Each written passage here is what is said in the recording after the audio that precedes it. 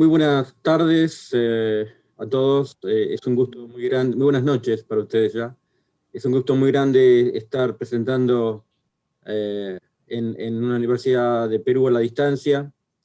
Eh, Les agradezco a los organizadores del evento por la invitación. Me complace enormemente poder compartir nuestra investigación con ustedes.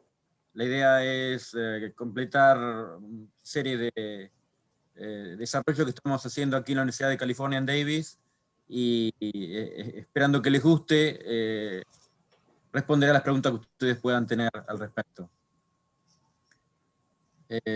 Voy a proceder a compartir la pantalla.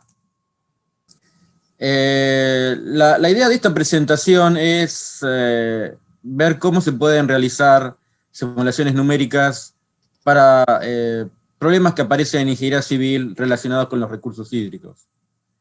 Y en particular, los ingenieros civiles estamos relacionados con problemas que pasan de ocurrimientos alrededor de estructuras hidráulicas, asimismo también los problemas que ocurren en ríos, en estuarios, en lagos y las zonas costeras. Tal vez ustedes hayan escuchado y visto en las noticias el caso de la presa Oroville, que está cerca de aquí de Davis. Esta presa en el año 2017 sufrió un problema muy severo.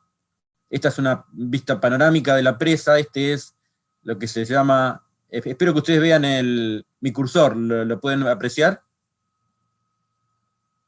Si no tengo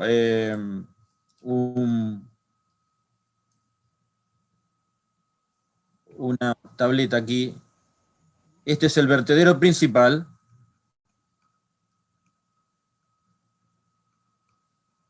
Y lo que se ve aquí a mi izquierda es lo que se llama el vertedero de emergencia.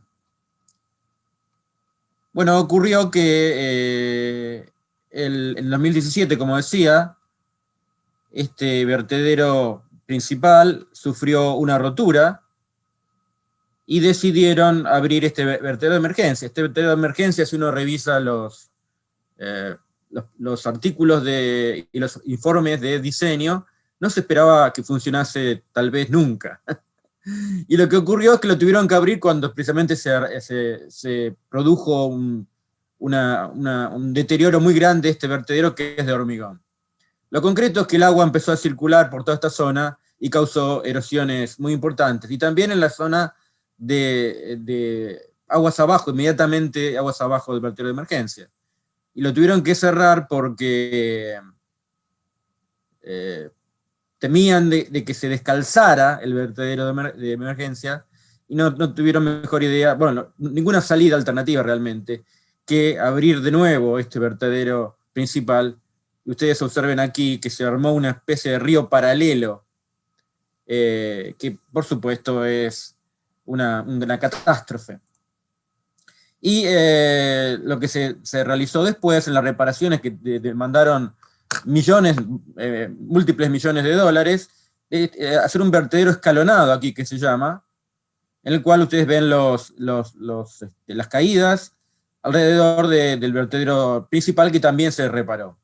Es un ejemplo muy cercano a Davis, un ejemplo que puede pasar desgraciadamente en cualquier presa del mundo, y esta es una presa de Oroville que tiene alrededor de más de 200 metros de altura, y es de materiales sueltos. Esta es una imagen de un vertedero escalonado en el laboratorio, y voy a mostrar algunas simulaciones del flujo en el vertedero escalonado. ¿Cuál es la característica principal de estos ocurrimientos? Que el agua empieza a incorporar aire. Llegado a un determinado momento, por la turbulencia que se genera, el agua incorpora aire, y el entendimiento que tenemos en estos días sobre por qué se incorpora aire y cuándo se incorpora aire es realmente limitado. Otro ejemplo, como les decía, de lo que hacemos en ingeniería civil, son los ríos de gravas, como este de la foto, que se pueden estudiar en laboratorio, y tienen características muy importantes. Otra vez, se puede mencionar cierta analogía con lo que ocurre en los vertederos escalonados, porque también se incorpora aire Entonces vemos que en la ingeniería civil uno trata muy a menudo problemas de incorporación de aire. Otro problema también muy común en los ríos son las formas de fondo. Tenemos aquí un esquema de lo que ocurre cuando uno tiene un río que va incrementando su descarga, su flujo volumétrico. Tenemos inicialmente que se forman para, digamos, unas descargas bastante pequeñas, se forman estas ondulaciones que se denominan ripples.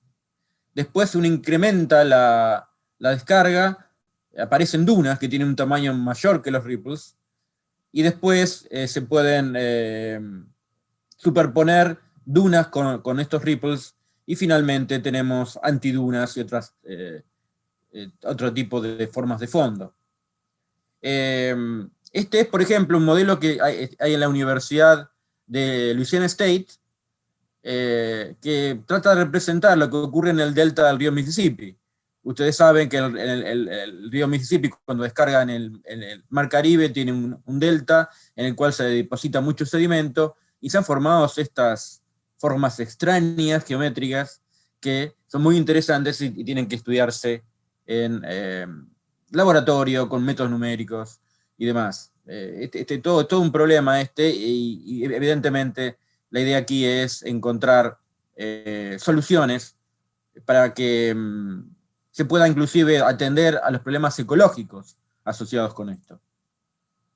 Otro de los casos que quiero mencionar, que voy a presentar los resultados, es el lago Tajo. Los lagos se han convertido en cuerpos de agua muy importantes porque se ha comprobado recientemente que estos lagos sufren calentamiento global, así como ocurre calentamiento global en todas partes del planeta. La temperatura media del agua en estos lagos ha aumentado en las últimas décadas, y evidentemente esto trae consecuencias para la flora y la fauna del cuerpo de agua. Aquí tenemos el lago, está en el límite entre California y Nevada. Aquí está la línea que separa ambos estados. Aquí está State Line, que es una ciudad muy interesante en el límite entre los dos estados. Y esta es toda una zona que sufre mucho desarrollo urbanístico en las últimas décadas, y que por supuesto ese desarrollo urbanístico ejerce presión en cuanto a la dinámica de las lluvias y de las aguas de la zona costera. Aquí tenemos una foto, ustedes pueden apreciar que es una zona muy bonita y que atrae muchos turistas en todas las épocas del año. Este lago tiene una calidad de agua excelente comparada con otros lagos del mundo.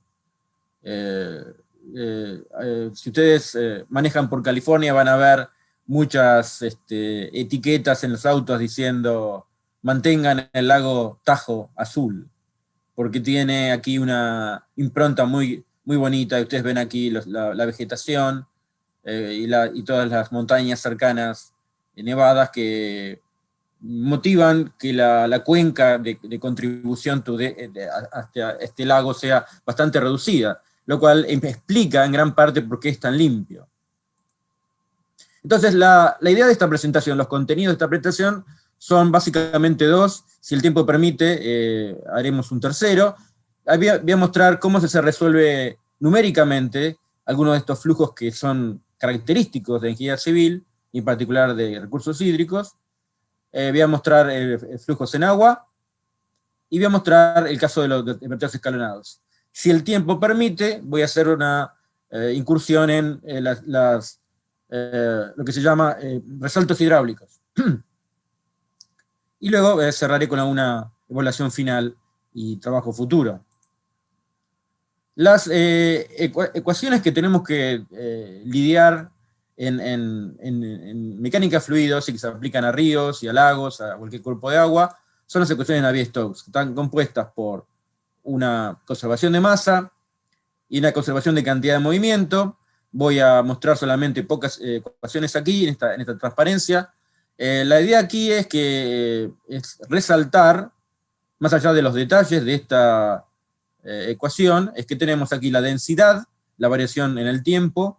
Aquí tenemos, este es el operador Nabla, que involucra variables derivadas espaciales, y aquí tenemos otra vez la densidad y el vector velocidad en las tres componentes en X, Y y Z. Después tenemos la ecuación de conservación de cantidad de movimiento, que involucra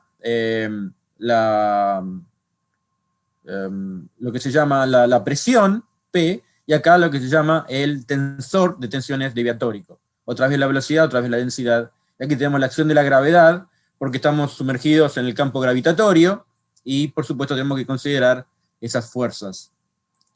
Y cuando reemplazamos las expresiones para este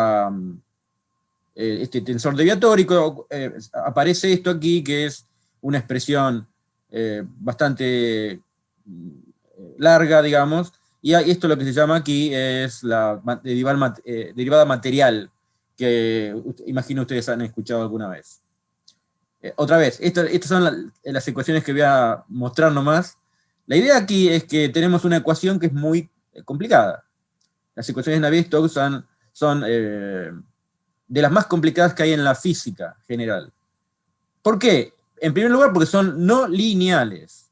Claramente lo que tenemos aquí es que tenemos el vector velocidad, que es una de las incógnitas de estas ecuaciones, junto con las presiones, y si uno tiene, por ejemplo, lagos, también la densidad es una incógnita. Aquí tenemos que la velocidad, que son tres componentes en X y Z, está multiplicada por la propia incógnita. Con lo cual, evidentemente, se complica porque tenemos que resolver al mismo tiempo que tenemos un producto de algo que multiplica a la incógnita. Entonces, esto desde ya genera problemas en resolver. Y después lo que tenemos es que la gran mayoría de flujos que aparecen en la naturaleza son turbulentos. Es así, amigos, no hay vuelta que darle, no se puede más que enfrentar estos problemas que son complicados. Tenemos aquí un menú de opciones para simular la turbulencia en estos flujos, y obviamente el primer problema que tenemos es que para poder simular todas las escalas de flujo turbulento, necesitaríamos aplicar lo que se llama simulación numérica directa, y obviamente las escalas que tendríamos que resolver son muy pequeñas, porque la turbulencia tiene un rango de escalas que va desde milímetros y fracciones de milímetros hasta kilómetros. Entonces, resolver todas esas escalas simultáneamente es prácticamente imposible. Por más que las computadoras progresen, se cree que esto es imposible de suceder, al menos para flujos reales me refiero. Para flujos de laboratorio sí hay ya en estos momentos unas simulaciones directas que nos dan un montón de información de cómo se comportan los fluidos. Y después, en el otro extremo del espectro de posibilidades, están lo que se llama Reynolds Average Navier-Stokes Equations, que son las ecuaciones que les mostré anteriormente, promediadas en el tiempo. Estas sí se pueden utilizar para simular flujos en ríos, en lagos, en cualquier cuerpo de agua, digamos. Y últimamente han aparecido estas versiones como los híbridos, RANS-LES, porque LES es lo que se llama simulación de grandes vórtices. Lo que se hace es razonar que si no podemos resolver todas las escalas de la turbulencia, resolvamos las más grandes. Eso es intuitivo, ¿verdad? Y bueno, como esto todavía sigue siendo muy costoso, se han propuesto en las últimas 3 décadas modelos que se llaman híbridos, que tratan de mezclar de alguna forma lo que ocurre entre este modelo intermedio y este más básico. Este es un poquitito el caballito de batalla que tenemos en ingeniería de todos los días. Muchos de los códigos de dinámica de fluidos computacional aplican estas soluciones basadas en RANS. Entonces, básicamente, estas dos son las soluciones que voy a mostrarles resultados. Entonces, empecemos con el tema de los lagos. Los lagos son muy complicados. Yo me acuerdo que era estudiante en la Universidad de Illinois en Urbana-Champaign, y tomé un curso, y el profesor, la primera clase dijo, los lagos son muy complicados. Y efectivamente, uno cuando empieza a hacer investigación en lagos, comprueba que son muy complicados.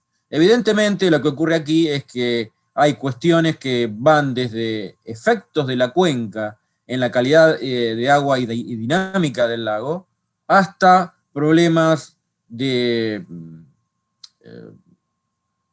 cuestiones geotérmicas que entregan, digamos, componentes a los lagos.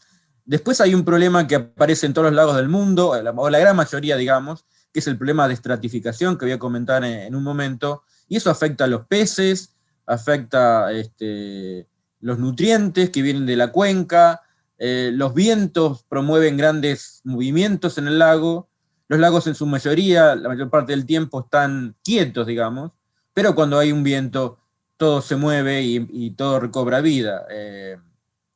Entonces aquí tenemos en esta imagen, para dos lagos de África, digamos un resumen de todas las interacciones que aparecen. El tema es que estamos dando con cuerpos de agua que son muy particulares. El agua es un elemento que aparece en el planeta Tierra que permite un montón de cosas que no ocurren en otros planetas, o en otras lunas. Imaginemos, por ejemplo, lo que ocurre en algunas lunas de Saturno. Tienen lo que aparenta ser océanos, pero no son de agua, son de otra sustancia. Y lo bueno que tiene el agua es que si uno hace un gráfico entre la densidad y la temperatura, la densidad tiene un pico a 4 grados centígrados. Entonces, esto que está aquí, esta temperatura, es 4 grados centígrados. Entonces, lo que vemos aquí es que cuando tenemos temperaturas mayores a 4 grados centígrados, la densidad decrece a medida que aumentamos la temperatura. Pero en esta zona, digamos, cuando hay temperaturas de invierno, lo que ocurre es que si aumentamos la temperatura en estas porciones, la densidad aumenta. Entonces, lo que ocurre en los lagos de temperaturas medias, digamos, es bastante diferente a lo que ocurre en los lagos de temperaturas frías. Lo que ocurre en Canadá es diferente a lo que ocurre acá en California. Y otra vez, esto es muy interesante porque esto es lo que permite vida en los lagos. Imaginemos que tenemos una noche muy fría y la temperatura viene cayendo desde, por decir un número, 10 grados centígrados, va cayendo por acá, la densidad de las capas superiores del lago se van enfriando y llega a 4, que es el punto de máxima densidad. Entonces esa capa superior, porque llegó a 4 grados centígrados, es más pesada que el resto y cae hacia el fondo. Entonces, a medida que la que la temperatura va decreciendo, la densidad se hace más chica y se hace, de alguna forma, más liviana que eso que cayó a 4 grados centígrados. Entonces lo que ocurre es que aparece una especie de sello que no permite que el lago se congele. Y finalmente, en el lago, lo que vamos a tener es temperaturas entre 0 y 4 grados centígrados, y eso permitirá que los peces no mueran cuando hay un frío tremendo en la atmósfera. Entonces, tener agua en nuestro planeta es lo que permite la vida en grandes cuerpos de agua durante el invierno. Y esto es algo muy remarcable que solamente ocurre en el planeta Tierra, hasta donde sabemos. Esperemos que en otras partes del universo haya planetas que puedan tener tendencias semejantes con el agua que la que tenemos acá en el planeta Tierra. ¿Qué pasa con los lagos? Los lagos varían, en particular me estoy refiriendo a los lagos que están en temperaturas moderadas. Si uno está en la zona, digamos, tropical, el lago está siempre cálido, entonces no hay problema. En las zonas moderadas lo que ocurre es que durante la primavera el viento sopla y el lago se mezcla. Uno tiene básicamente temperaturas uniformes en todo el lago. En verano lo que ocurre es que el sol es intenso y las capas superficiales se calientan más que las partes inferiores. Entonces se produce un cambio muy brusco de temperatura entre algo superficial que va creciendo y lo que ocurre con la parte más fría en la parte inferior. Esto es lo que se llama una termoclina y un epilimnio y un hipolimnio. Esto puede crecer durante el verano, puede decrecer, y obviamente esto ejerce una influencia tremenda, porque si hay descargas de contaminantes en estas zonas, esta interfase, que otra vez es una zona de cambio muy brusco de la densidad. Me refiero, cuando digo brusco, me refiero a que cambia, por ejemplo, 20 kilogramos por metro cúbico en 5 metros. Y esta termoclina que se produce, que en este caso es producida por temperatura, pero puede ser producida por salinidad o por cualquier otro efecto, lo que ocurre es que, evidentemente, tiene un efecto tremendo en cuanto a la transferencia de contaminantes en la transversal. En el verano lo que ocurre es que esa capa superficial se sigue mezclando y se diferencia de la parte de abajo que está fría. ¿Cuán importante puede ser esta capa superficial? Bueno, depende del lago. Puede ser que sea unos pocos metros a 15, 20, hasta 40 metros. Y en el otoño, lo que ocurre es que esta capa superficial va decreciendo y el ciclo se repite año tras año, con variaciones, por supuesto,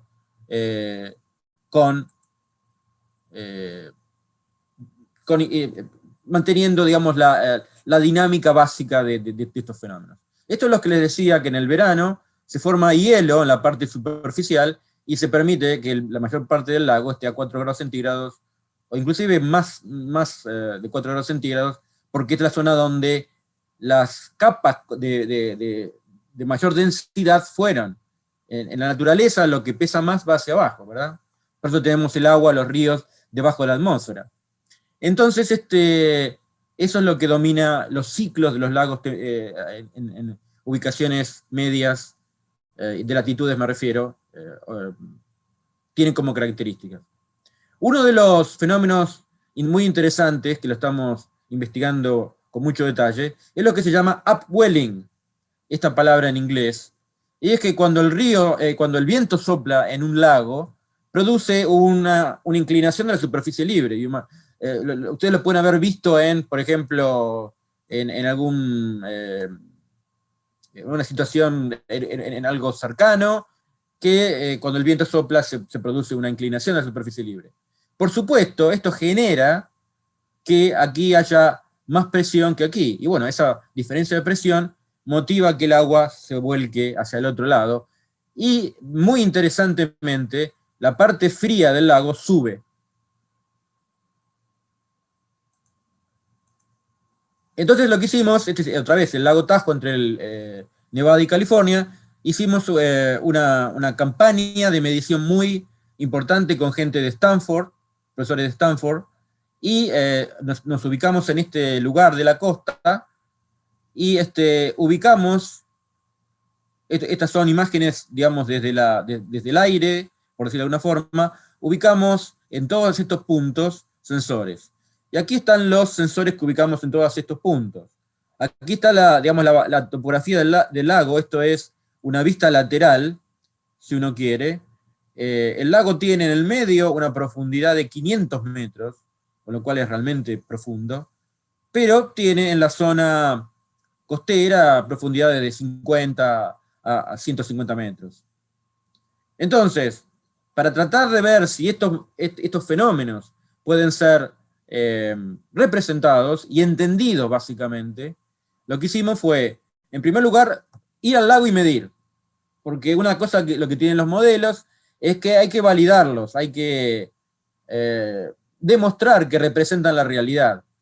Entonces lo que tenemos aquí es en el tiempo, la velocidad del viento en color negro. Vemos que aquí el viento tiene velocidades bajas, menores de, digamos, 5 metros por segundo, después crece, aquí tenemos una tormenta, después vuelve a bajar, vuelve a subir, vuelve a subir y bajar, otra vez otro gran pico, y vuelve a bajar. Y lo que ocurre en la curva de más, digamos, de menor intensidad aquí, vemos que la dirección del viento, cuando ocurre estos grandes picos, se mantiene más o menos constante y vienen desde el sudoeste. Y lo que aquí se ve es una correlación entre, fíjense ustedes, otra vez, estos son mediciones, son observaciones.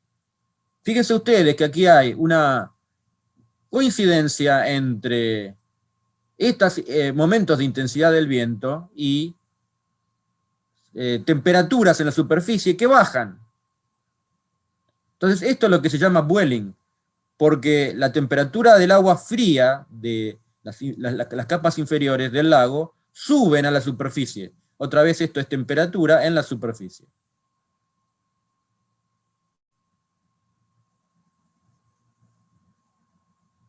Entonces lo que tenemos aquí es que, fíjense que esto se repite para esta fecha, y para esta fecha también. Aquí tenemos grandes vientos, más o menos constante la dirección, y otra vez que la temperatura baja.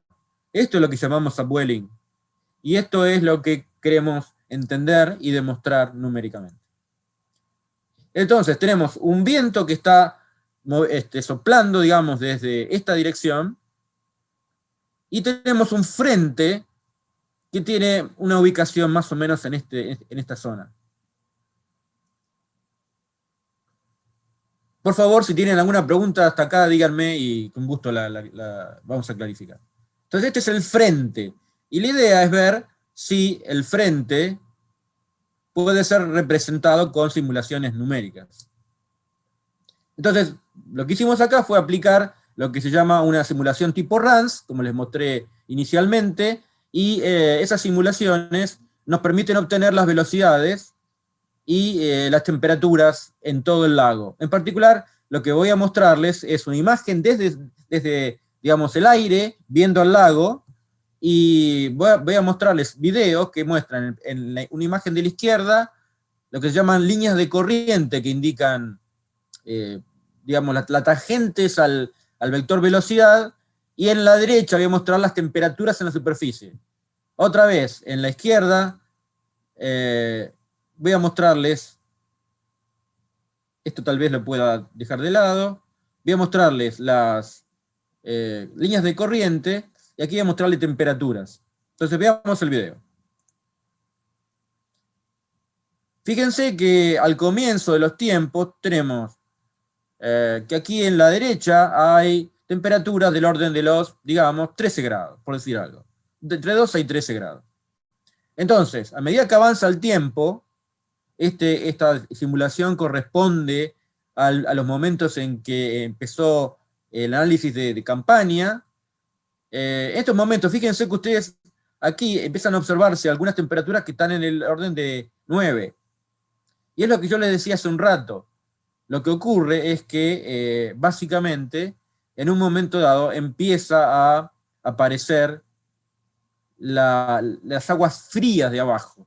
Y aquí tenemos líneas de corriente que indican los patrones muy variados que tiene el movimiento del agua en el lago, y fíjense ustedes cómo los distintos colores indican la magnitud de la velocidad en la superficie. Entonces aquí tenemos, fíjense ustedes, ahora ¿qué tenemos? Lo que les dije hace un momento, el agua fría que tiene temperaturas de 5 y 6 grados que estaba abajo, porque el viento sopló e inclinó la superficie libre, motivó la aparición de gradientes de presión que llevaron a que las aguas frías subieran. Y eso es lo que se ve acá en color azul. ¿Se entiende? Entonces, en algunos momentos posteriores, el viento decrece y volvemos a situaciones que son más o menos semejantes a las que teníamos en un determinado momento anterior. Ahora vamos a ver que a medida que progresa el tiempo, se va a repetir eso porque tenemos el otro pico del viento que influye también aquí. Aquí está, aquí está. Aquí está, aquí tenemos otra vez las aguas frías que suben a la superficie y que tenemos la oportunidad de ver en esta simulación. Y estas son comparaciones entre lo que está siendo medido en el campo, en el lago, y lo que está siendo simulado. Fíjense ustedes que aquí tenemos la profundidad y aquí tenemos el tiempo, y lo que se ve es que el modelo, si bien no es perfecto, y esto lo estamos perfeccionando, representa muy bien lo que ocurre con los perfiles de temperatura. Otra vez, este es el tiempo, y esta es la profundidad. Se ve que a grandes profundidades tenemos las aguas frías, y obviamente cerca de la superficie tenemos las aguas más cálidas, pero en determinada fecha lo que ocurre, tanto en la en los datos de campo como en las simulaciones, es que el agua fría sube a la superficie. Aquí tenemos otro ejemplo, que se usa el mismo patrón.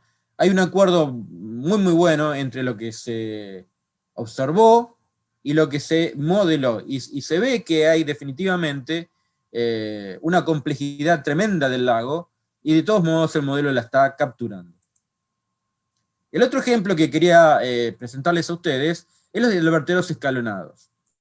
Y bueno, como les comentaba inicialmente, estos flujos a dos fases, porque tenemos aquí el agua que incorpora aire y se vuelve blanca, tiene una dificultad intrínseca para su predicción, tenemos un nivel de turbulencia muy alto, no se puede precisar dónde está la superficie libre, y bueno, el tema es que las condiciones no son diluidas, las concentraciones de aire son cercanas a 1, entonces es complicado predecir. Entonces lo que hace uno cuando tiene que estudiar este tipo de proyectos en ingeniería civil es utilizar laboratorio. En este caso podemos utilizar estudios de laboratorio, y uno observa que hay una capa límite que se va extendiendo. Esta capa límite llega a la superficie libre, acá se producen vórtices que son muy energéticos, y en un momento dado empieza a entrar aire. Muy importante. Estas aguas se vuelven blancas, y ese es, digamos, el rasgo distintivo de estas situaciones. Entonces, las preguntas que queremos responder con esta investigación es: ¿por qué tenemos entrainment? ¿Por qué tenemos entrada de aire? ¿Y cómo se los puede modelar? Porque lo que ocurre es que cuando entra el aire, no solamente tenemos que hay un incremento de volumen, sino que se produce aquí lo que se llama bulking, por lo cual ese incremento de volumen es muy significativo, y produce que la superficie libre se incremente mucho en poca distancia. Entonces queremos predecir eso, porque además es lo que ocurre cuando uno va a los ríos y hace rafting. Aguas blancas aparecen, y bueno, es interesante predecir cómo pueden interactuar con los botes y con el resto del escurrimiento.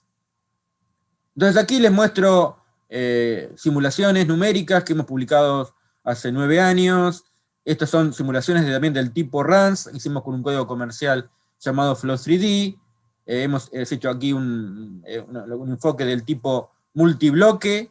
Hemos utilizado celdas que son más bien pequeñas, y hemos utilizado cierre de turbulencia del tipo RANS que les mostré inicialmente. Hemos hecho simulaciones con precisión de primer y segundo orden, y hemos verificado un montón de cosas. Y esas son las cosas que se pueden observar. Se ve que la velocidad se incrementa naturalmente debido a la gravedad, y otra vez estos detalles fueron publicados en un paper de 2011 y en papers subsecuentes. Aquí tenemos la energía cinética turbulenta, bien digo, y aquí tenemos la presencia de los escalones, las caídas, que se llaman en el lenguaje común, indicando que naturalmente tenemos un incremento de la turbulencia que se genera en los escalones. Aquí tenemos comparaciones entre velocidades. Estas son velocidades a lo largo del vertedero, digamos, el eje X está aquí, y lo que estamos viendo son normales a los escalones, y se ve que estas normales a los escalones, las velocidades aquí, predicen bastante bien lo que ocurre en el laboratorio con las soluciones que estamos obteniendo. Y esto es para distintas ubicaciones con respecto a una posición inicial, y estamos viendo que en ciertos puntos, que son estos que están ubicados con color blanco, están muy cerca de la superficie libre, entonces las mediciones allí no son del todo buenas, y por eso aquí el acuerdo no es bueno. Esto es un grupo de curvas que muestran cómo la capa límite va creciendo dentro del agua, y cómo la superficie libre va decreciendo porque se va acelerando el flujo. Entonces lo que ocurre es que en un momento dado esas dos cuestiones se hacen iguales, y a partir de este momento, que se llama el punto de incepción, empieza a incorporarse aire.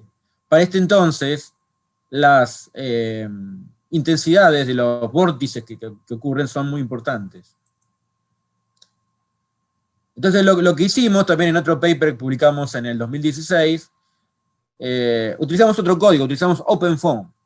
Y lo que hicimos acá, en primer lugar, fue utilizar distintos esquemas numéricos, no voy a ir a todos los detalles que pueden encontrar en el artículo. La idea aquí es que utilizamos otro código y vimos que las predicciones son realmente muy buenas, asumiendo que el flujo puede asimilarse a un flujo a presión. Otra vez, no quiero ir a todos los detalles de la simulación, pero puedo mostrarles que aquí otra vez las predicciones son muy buenas en términos de velocidades, energía cinética turbulenta, que mide, en cierta forma, cuán agitado es el flujo.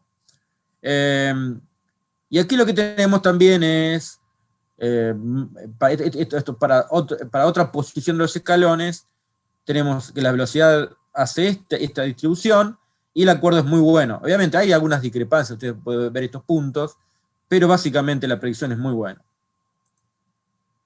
Estos son campos de energía cinética turbulenta y disipación, no voy a entrar en esos detalles, pero se puede ver que la simulación en términos de vorticidad compara muy bien con las mediciones. Estas son mediciones y estas son simulaciones. Y ustedes pueden ver que los colores, acá tenemos zonas de color azul, que corresponde a esta vorticidad negativa, y aquí tenemos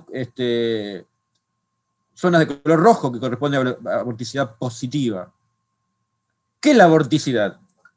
Y, pueden recordar de los cursos de mecánica de fluidos que la vorticidad básicamente lo que indica, y voy a hacer un esquema muy rápido, es si el flujo rota en este sentido o si el flujo rota en este sentido. Si las partículas del fluido rotan en un sentido u otro o se mantienen sin rotar.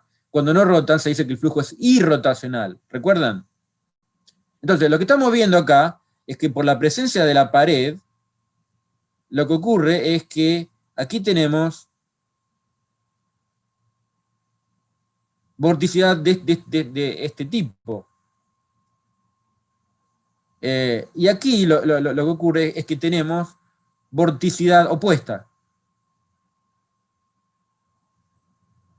Entonces, lo que se ve acá, que esto es promediada en el tiempo, es que hay una vorticidad distinta, hay vorticidad que se genera en las paredes de estas cavidades, de estos escalones, y vorticidad que se genera, digamos, en los vértices de estos escalones. ¿Se entiende lo que estoy mostrando, verdad? Esto es, para que se entienda definitivamente, lo que hice acá fue, esto que está inclinado, lo estoy mostrando horizontal, aquí. ¿Verdad? Bueno, después hicimos simulaciones adicionales con muchos volúmenes. Esto lo voy a mencionar muy por arriba, pero lo que estoy queriendo comentarles aquí es que, en primer lugar, tenemos simulaciones del tipo RANS que me dan una imagen que es constante en el tiempo. Cuando uno habla de RANS, si ustedes pueden recordar la pirámide que les mostré, uno tiene que reconocer que lo que está ocurriendo es que está viendo una imagen que no varía en el tiempo. Y eso ayuda porque me permite determinar si las partes del fluido rotan, si no rotan, si tengo distintas características, zonas con más velocidad, zonas con menos velocidad, y uno puede encontrar distintos resultados. Ahora, ¿qué pasa? Al tener soluciones como estas que hemos hecho con lo que se llama Detached Eddy Simulation, y otra vez no voy a dar todos los detalles, pero esto es una solución que requiere mucho esfuerzo computacional, uno puede encontrar velocidades que dependen del tiempo. Y puede encontrar un montón de detalles que en las simulaciones RANS no se pueden encontrar. Entonces le voy a mostrar unos cuantos videos ahora. Estas son estructuras que aparecen cerca de los escalones. Otra vez el agua está yendo en esta dirección. Y aquí tenemos otra vez los escalones. Y estas son estructuras que se van formando cerca de los escalones, que básicamente están relacionados con los vórtices que tienen lugar en esos escalones. Aquí se ve una comparación de las estadísticas de turbulencia, que son muy buenas, y se ve que cuando promediamos en el tiempo, tenemos los mismos que lo que ocurre con simulaciones del tipo RANS. Y fíjense ustedes lo que ocurre cerca de los escalones en un plano perpendicular, en la dirección del flujo, básicamente. Es perpendicular al fondo, si uno quiere. Por favor, presten atención a estas zonas que tienen color azul, que les mostré anteriormente, que son las que tienen vorticidad negativa, y estas que tienen vorticidad positiva, que son las zonas rojas. Yo les mostré en las imágenes anteriores zonas que estaban estáticas, digamos. Ahora, como aplicamos otro CR de turbulencia y otro enfoque, podemos ver estas estructuras moviéndose. Entonces, fíjense lo que ocurre. Presten atención, como les digo, a esto rojo y esto azul.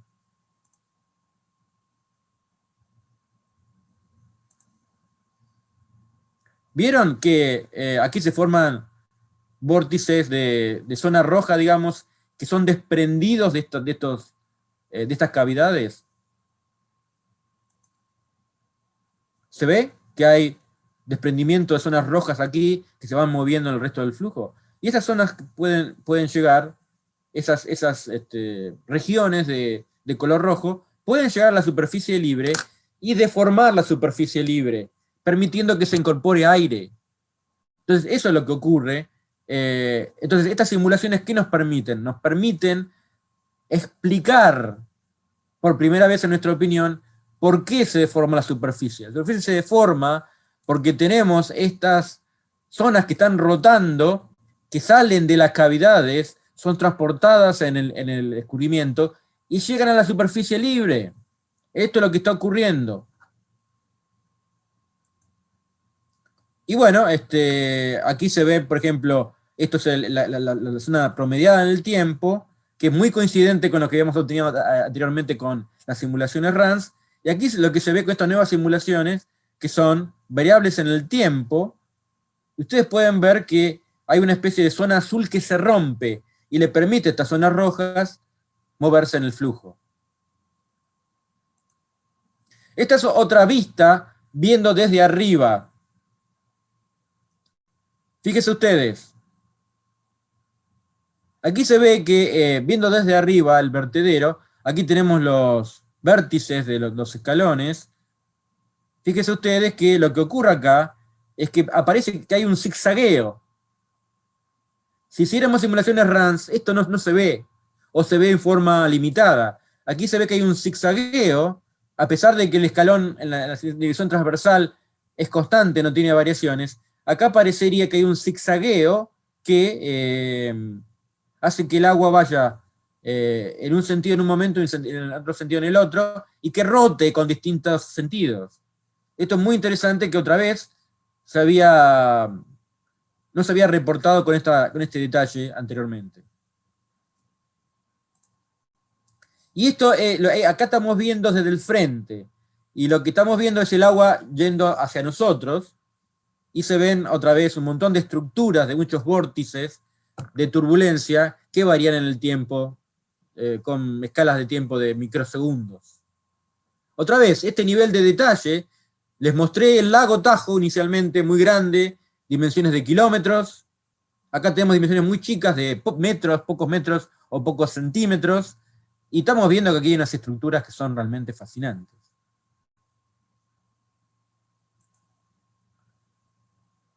Y si el tiempo me lo permite, brevemente voy a mostrarles resaltos hidráulicos. Aquí también ustedes conocen el resalto hidráulico que se forma debajo de una compuerta, es un resalto sumergido. Y lo que tiene es que hay dos vórtices, esta es la compuerta, hay dos vórtices que se forman aguas abajo de las compuertas, y hay vórtices de eje horizontal que se forman aquí. Entonces la pregunta que uno tiene cuando simula este tipo de escurrimientos, ¿puedo representar estos vórtices? ¿Qué pasa con la interacción entre la compuerta y el escurrimiento en la zona de aquí abajo? Entonces, les voy a mostrar algunos videos. Otra vez acá estoy mostrando velocidades. El color rojo indica mayor velocidad. Y fíjense ustedes cómo se ve. Se ve que el resalto hidráulico sumergido tiene como pulsos. No sé si puede, lo voy a mostrar otra vez. Ven ustedes que las zonas rojas de alta velocidad tienen un aspecto de pulsos. Y les voy a mostrar en el video siguiente un detalle más importante que tratan de mostrar la misma cosa. Fíjense ustedes, acá hay zonas de color rojo que claramente muestran que hay algo que está generando y está moviendo el agua. Esto lo voy a pasar por arriba. Y esto es vorticidad, nuestro amigo que ya les mostré anteriormente. Acá estoy otra vez, vorticidad de color rojo, vorticidad de color azul. Y ocurre lo mismo que les mostré antes. Acá la vorticidad en esta zona roja es así, y acá la vorticidad es así. Entonces, este es el borde inferior de la compuerta. Fíjense ustedes que esta es la zona en la cual se genera un montón de vorticidad. Y esa vorticidad se propaga hacia aguas abajo. Veámoslo en el tiempo. Y fíjense ustedes que parte de los vórtices de color azul chocan con los vórtices que ocurren en esta zona. Y lo que ocurre aquí es como que hay desprendimientos de esos vórtices que ocurren ahí. ¿Ven lo que digo?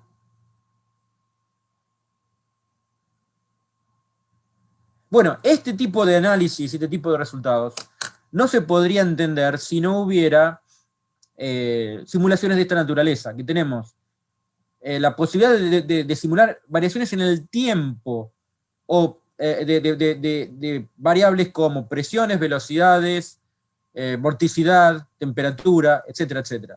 Entonces, la hidráulica actual nos pone a nuestro alcance un montón de simulaciones que no eran posibles a esta escala 30 años atrás, y que nos permite entender mucho este tipo de descubrimientos. No solo predecirlos, que es lo que la ingeniería nos pide a diario, sino entender y avanzar así con el entendimiento que nos permita diseñar estructuras más seguras, evitar problemas como lo que hubo en la presa Oroville, y encontrar mejores soluciones a nuestros problemas de ingeniería.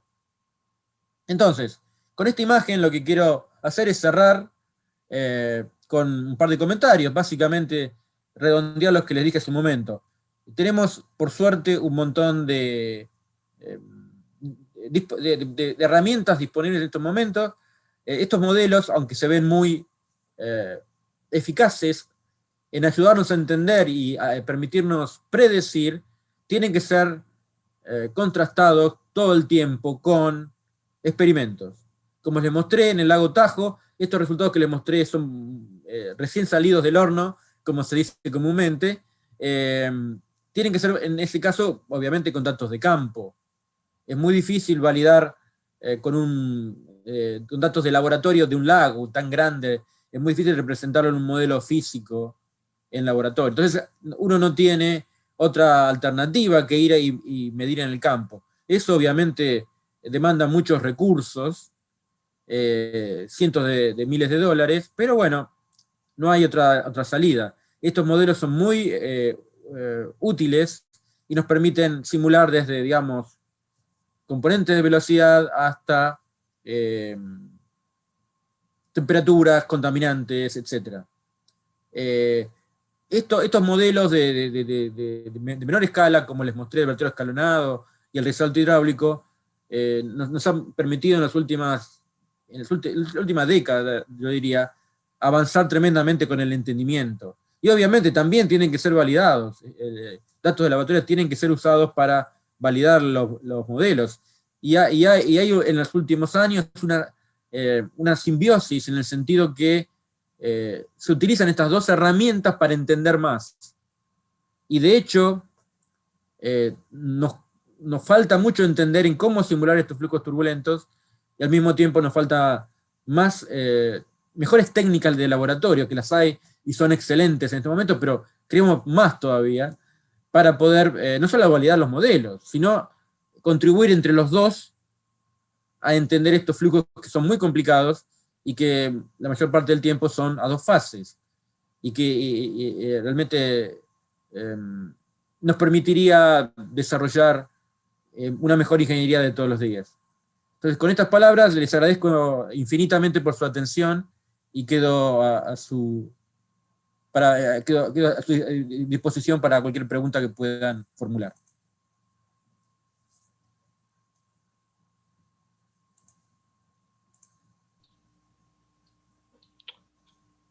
Agradecemos su ponencia, doctor Fabián, para el ICITEC 2020.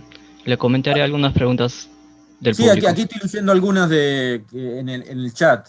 ¿Quiere que vaya sobre esas preguntas o usted formula algunas?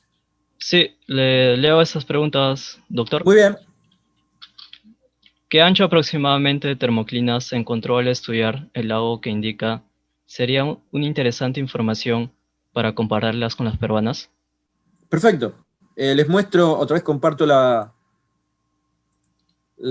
presentación. Una imagen que no les mostré es los datos de campo que están aquí. Esta es una animación de los datos de campo. Esto no es simulación numérica. Acá estamos graficando lo que ocurre de las mediciones. Fíjense ustedes, este panel superior es viéndolo desde arriba, y esto es viendo un corte en el lago. Fíjense ustedes que acá los cambios, tenemos temperatura del orden de 5 grados en esta zona, acá tenemos del orden de 7 grados, la zona de la termoclina está por acá, y está del orden de los 25, 30 metros. Y fíjense ustedes que cuando aparece el viento más intenso, el color acá arriba ya indica que las zonas frías aparecieron. Fíjense ustedes, tenemos colores celestes que están en temperatura de 7 grados, una cosa así. Cuando teníamos para horas anteriores colores en el naranja y rojo. Entonces, ahí tenemos termoclinas en tajo entre 15 y 30 metros.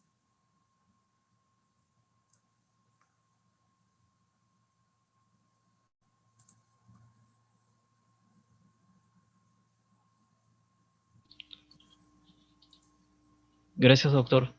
Una pregunta más. ¿Los gráficos que muestra usted están hechos en MATLAB? Los gráficos, muchos están hechos en MATLAB, sí. Porque MATLAB nos permite graficar mucho en 2D y es muy útil. Los alumnos lo prefieren muchísimo el MATLAB. Tenemos una última pregunta para ir cerrando el evento. Al hablar de los perfiles de temperatura, hablamos de diferentes tomas de datos en campos. ¿A qué profundidades las tomó? Se tomaron en un rango muy grande de profundidad, desde casi la superficie hasta profundidades de 200 y 300 metros.